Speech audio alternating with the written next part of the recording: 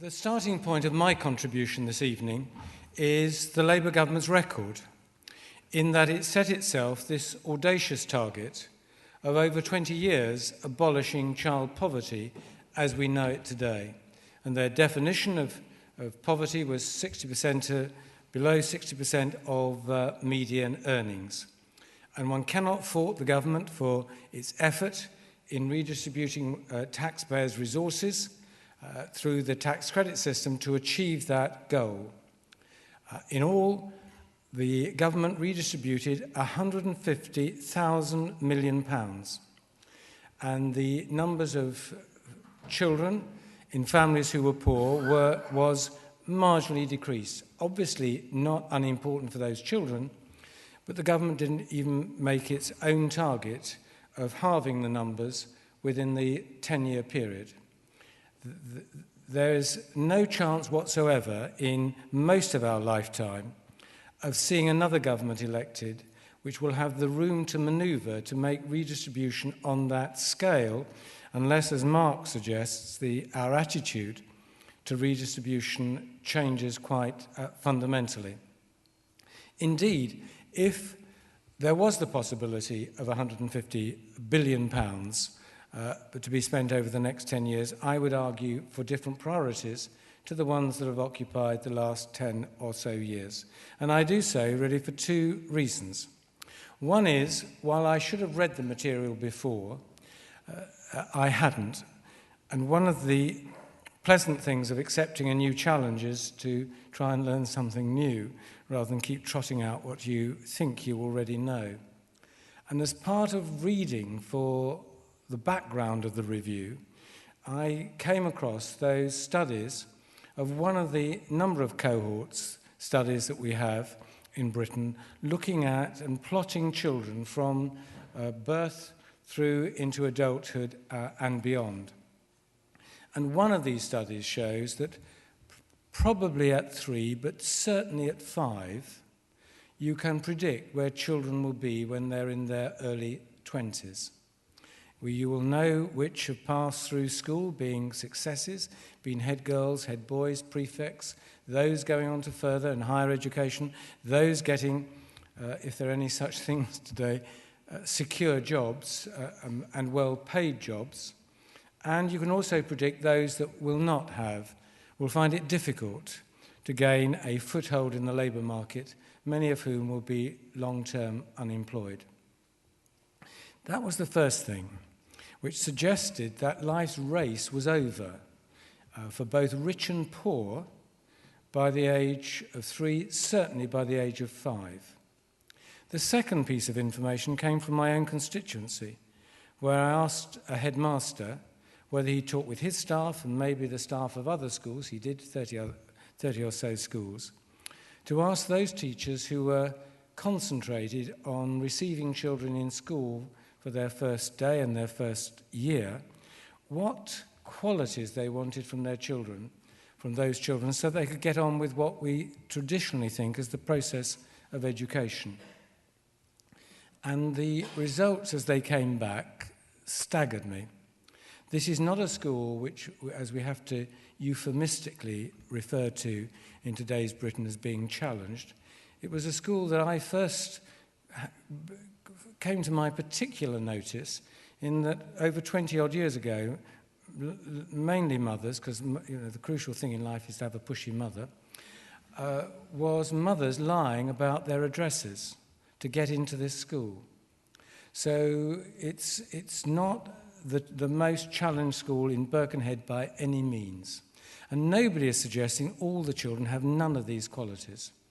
But the head reported back that his staff and the staff of other schools said that what they wanted for the skills they wanted children to have their first day at school was to know their own name, to be able to sit still, to be able to take their coat off, to be able to hold a crayon, to know which way to open a book, and maybe to think there's some joy in actually opening that book, and so on, for 10 qualities. And of course, behind those qualities are a huge bank of skills.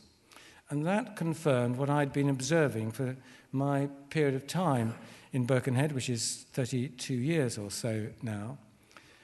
And that's one of the wonders of having single-member seats, because you can't keep passing the parcel and saying it's somebody else's responsibility. I thought that was another member's job. And it acts, if you want it to be, your single-member seat as a daily tutorial on what is actually happening.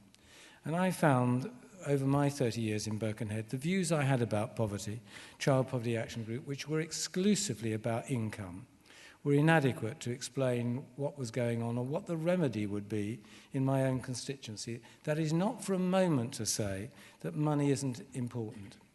My grandmother always used to say, a fat sorrow is better than a lean one. And that's a view which I strongly support.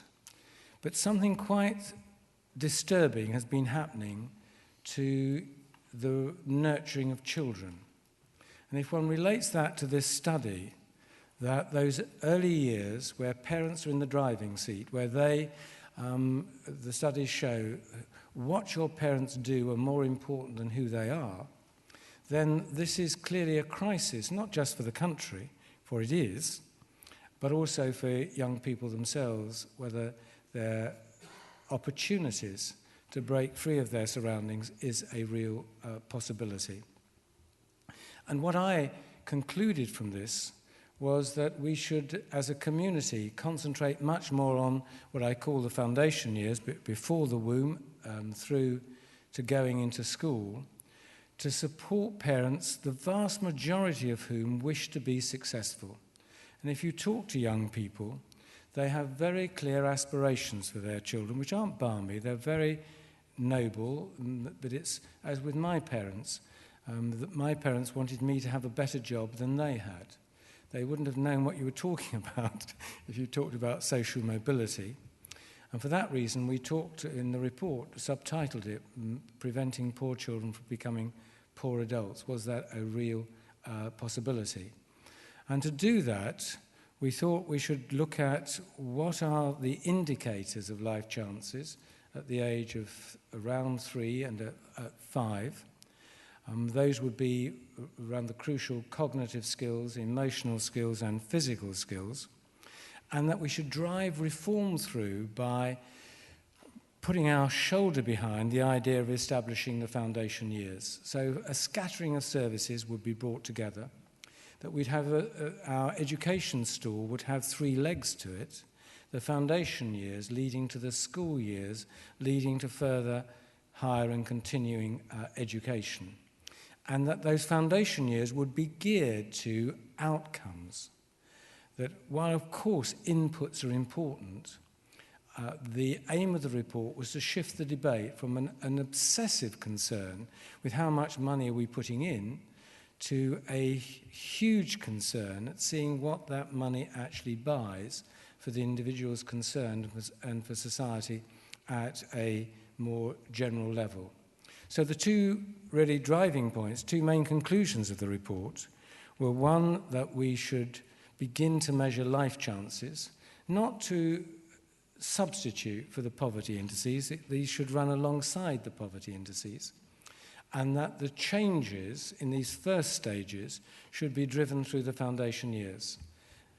Added to that, not only would you measure through life's cycle for children as they reach adulthood to see that other parts, namely schools and further and higher education, were playing their part, but one would set goals for schools, which not only now we're trying to get schools so that young people leave with minimum school leaving qualifications. There are 5 GCSEs, A star to C plus English and Maths, difficult as it appears to achieve that goal, but that schools should similarly be charged with the goal of eliminating that group of, well, that's a horrible way of putting it, eliminating from an examination system children who do not qualify for anything. Because if you only have one goal in your school, which is to get children up to 5 GCSEs, A star to C, a lot of your resources will go on Group D, the group that could be moved from D into C and change the school's pecking place in the league tables. And I thought it equally important to make sure that we aim for an education system where all the children leave with appropriate qualifications, and that we don't accept there's something inherent in the genetic makeup of a very, very large number of children which prevent you from achieving that goal. So let me conclude by briefly reminding you what I've been trying to say this evening. We've had an anti-poverty strategy in this country that I think, reflecting on my lifetime and campaigning against poverty, has put undue weight to dealing with the symptoms of poverty, i.e. the difficulties of inadequate income and what that may result to, rather than being equally or perhaps even more concerned with springing children from those circumstances so that they can achieve what their natural abilities hold for them. And that means that one would not have a single approach to dealing with poverty, which would be concerned with the financial aspects of low income, important as that is, but one would be looking very much at those early years where life chances for both rich and poor children are clearly decided, or so the research shows. And that over time we would do two things, and I end on this point. One is, given that these foundation years are clearly more important than any other part of the educational system, it seems weird that we should pay more taxpayers' money into an education system as children get older, in that it's so difficult to undo any damage and handicap that have been imposed on children in those very early years. And that secondly, given the real practical support all parents say they would like to have, and is particularly important for a growing number of parents, that in some years the government would not automatically increase all the benefit rates for children, but would think whether some of those increases or part of those increases in some years might be better spent in transferring from cash payments to the services in kind, which is the build-up of the foundation years. We will then see how the government's going to react to these proposals. By the end of this month, the government has to lay before Parliament its plans on how it intends to tackle poverty over the next 10 years and beyond. And that will be a chance for them to say they're going to settle back and continue the policies which the previous government adopted, or whether in fact they're going to branch out and I hope adopt the main proposals in the report that I submitted to them recently, called The Foundation Years: Preventing Poor Children from Becoming Poor Adults. I will now put a full stop at the end of that sentence and sit down.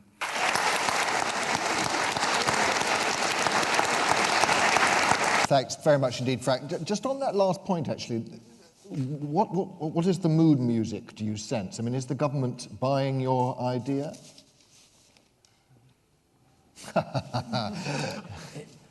It's so hard to judge it. There isn't another show in town, so I think they'd be sensible to do something along these lines. But one mustn't or overestimate the ability of government, of groups of politicians who become a government, to have realised that one of the crucial qualities they need of their inner core of people is the ability to get the ducks lined up in the right order, and that you can make the most marvellous speeches and beat your breasts and everything else about what you want to do, but when you're in government, there's also a mechanical side to being a successful reformer. And I can answer your question, I think, on the 27th of March. We will look with interest to see how the ducks are lined up at the end of the month.